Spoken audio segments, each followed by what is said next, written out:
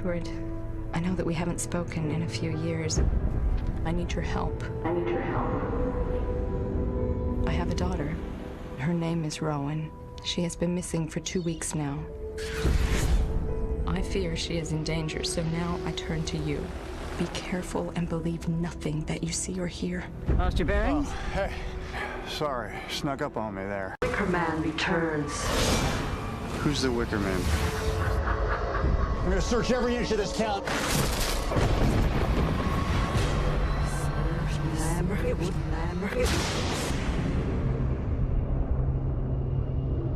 Well, it's about time on the Blockbuster show. We actually look at a so bad it's good classic, and it's about time too, because we have done so many intentionally bad movies for this show, movies that are like made to be bad and you're supposed to laugh at how bad they are, that annoying like wink wink nudge nudge, oh we're making a bad movie, you're supposed to laugh at how terrible it is. But no, we're looking at a movie that was supposed to be a genuine drama thriller and failed so spectacularly that it's become a meme several times over on the internet. And the movie in question is, of course, the Nicolas Cage classic, The Wicker Man from 2006. A reclusive lawman, played by Nicolas Cage, travels to a secluded island to search for a girl who has gone missing.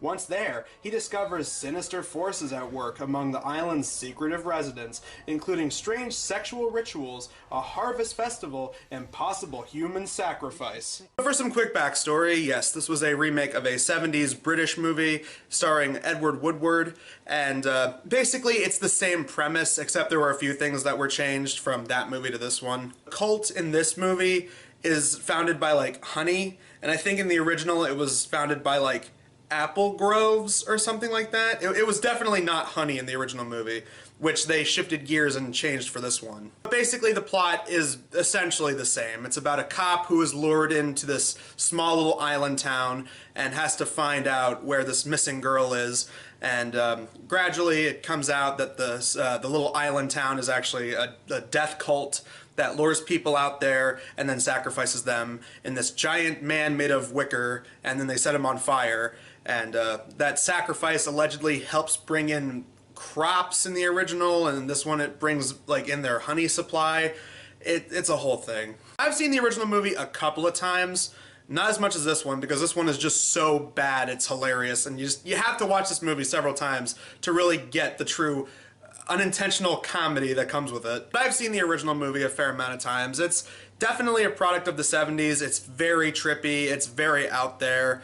It's a very bizarre movie, but it's more competent in its storytelling than this one is. Honestly, if you want to see a better version of this story that wasn't unintentionally hilarious like this remake was, just the year after this movie came out, in 2007, we got Hot Fuzz, which was basically the plot of that movie mixed in with them parodying a bunch of action cop movie tropes. It's a genuinely well-done movie with lots of good production, and the comedy itself is definitely one of the many examples of what made the Cornetto trilogy so great.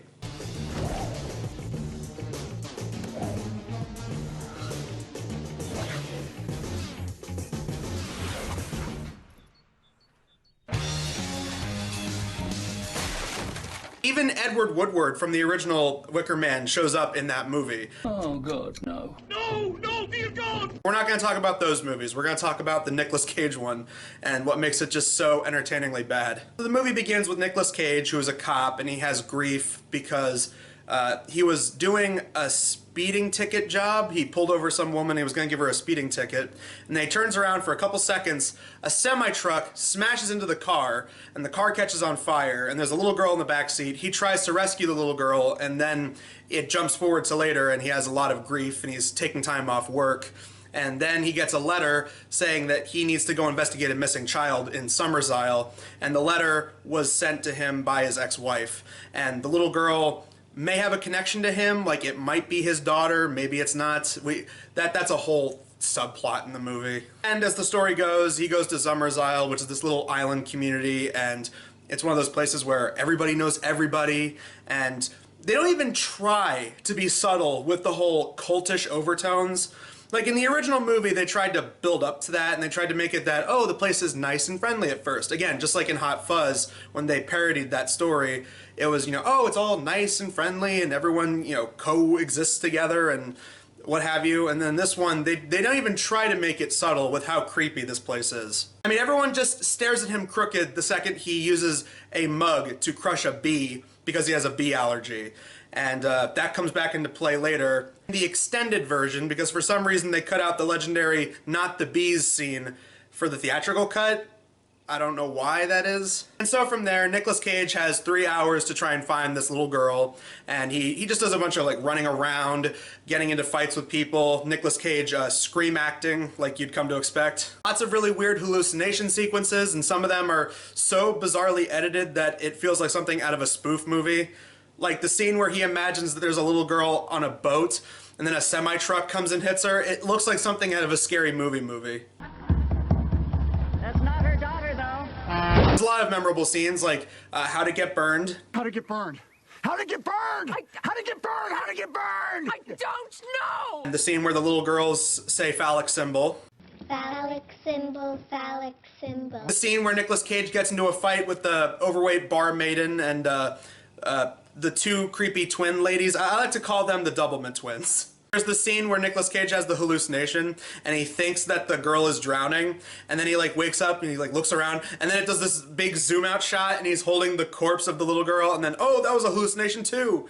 And that whole scene, the way that zoom effect was done, it reminded me of all the zoom up, zoom in, zoom out shots that they did in Kung Pao Enter the Fist. The best scene in The Wicker Man, easily, by far, has to go to the scene where Nicolas Cage ends up getting sacrificed. Because he shows up to this big festival, and they try to make it that the little girl's gonna get sacrificed as just a way to lure him out. And he runs in the bear costume, and he punches like the cult leader lady. What is it? What's wrong, sister? Yeah, the Nicolas Cage in a bear suit punching a woman. That's a thing that happens in this movie. But then it turns out that it was all a trap, and then they go on this whole spiel about how it was his destiny to be there and to be sacrificed or some shit. And then we get into the good stuff in the extended cut. And you're doing it for nothing! Killing me won't bring back your goddamn honey! And they put the helmet on him, and then they dump all the bees, because that was the payoff for them setting up he had a bee allergy at the beginning. Oh, no, not the bees! Not the bees! Ah! Oh, my eyes! Eyes! Ah! I remember when I first saw this movie, it was years ago, and I thought, man, this is the dumbest piece of shit ever. But looking at it now, all these years later, seeing it a couple times, yeah, that scene is still hilarious. And so when they knock him out, they put him up in the giant Wicker Man, and then the little girl walks up with a torch, sets it on fire, and oh, he's done. And then the movie had an ending at one point where it was another girl who was going to a bar, and she invites these two guys to Summer's Isle. So it was like, oh, the cycle continues. Now they're going after other people. And they even established earlier when they're doing the big reveal of their intentions that the police lady was in on it. The lady that gave him the letter at the beginning, she was apparently in on it too. Yeah, it was this whole thing, and like, again, it just makes me think like deep down, they probably thought this was like really tense drama thriller writing, but the way it's all just portrayed just makes it just laughable, because it's just so horribly executed. If this was a bit of a shorter review, it's really because there's not a whole lot to say. I mean, most people have probably seen The Wicker Man at this point, but I just wanted to go down why it was so funny to me, because it's exactly what everyone else has said. This movie is so bad with the awful acting and the horrible sense of pacing and the really bad effects and editing in a lot of spots that's what makes it funny. And that's what I think, it's the execution of it that makes it so hilarious. It's not just the fact that, oh, it's a bad remake and Nicolas Cage scream flailing and the quotable lines. That certainly adds to it. That certainly helps make it a quotable movie. But I think it's just the collection of all these different things. You got that, and then you got the horrible effects and the horrible editing and the pacing. That's what makes the whole movie come together as just this hilarious, so bad it's good classic. Because this was a theatrical film. This was put out by a major studio. This had a big named actor like Nic Cage at the time, before Nic Cage started slumming it in a bunch of really crappy straight-to-video and straight-to-Netflix garbage. But this was a movie that they clearly put a lot of work into, and the fact that it turned out such a failure That's what makes this movie entertaining. Considering that earlier this year I looked at The Last Airbender, I feel like the reason that this movie is a so bad it's good classic and that really isn't, it's because this movie has more quotable things in it. And it's also, it's not just that it's a bad remake, it's that it's a laughably bad movie, period. I feel like you could easily see this movie without knowing that it was a remake. Because at the time, I totally didn't know that. I didn't realize this was a remake of a 70s movie when I first saw it, like years ago. And then to find out it's like, oh, this is actually a remake of a decent movie. It's like, okay, wow, that's just another reason to laugh at it because, wow, you guys failed at remaking this movie.